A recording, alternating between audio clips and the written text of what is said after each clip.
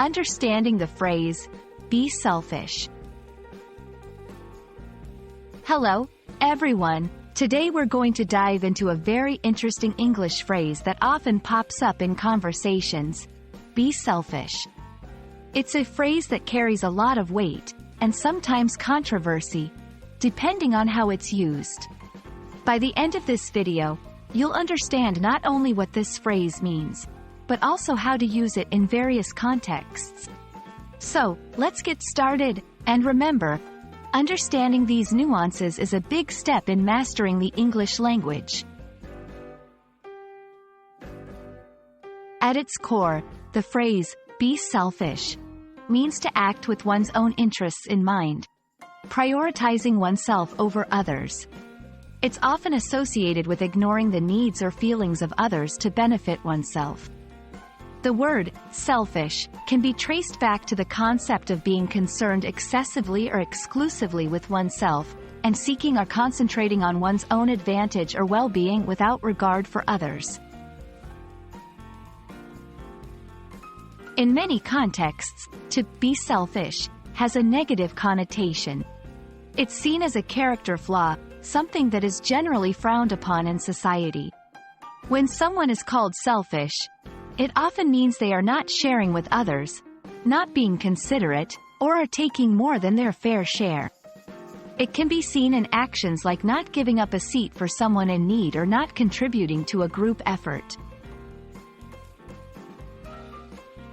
However, there's also a more positive way to look at being selfish. Sometimes, people are advised to be selfish, in the sense of taking care of themselves or putting their own needs first. This can be important in situations where someone always puts others before themselves, to the point where it affects their own well-being. In this sense, be selfish can be akin to the phrase, put on your own oxygen mask before helping others. It's important to note that perceptions of selfishness can vary greatly depending on cultural context.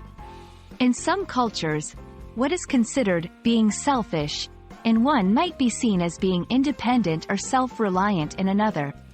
This makes it a particularly interesting phrase to study in English language learning because it can open up discussions about cultural norms and values. Let's see how we can use be selfish in a sentence. In a negative way, don't be selfish. Share your toys with your brother. In a positive way, sometimes, you need to be selfish and take a day off just to relax. Understanding the context is crucial in determining how the phrase is perceived.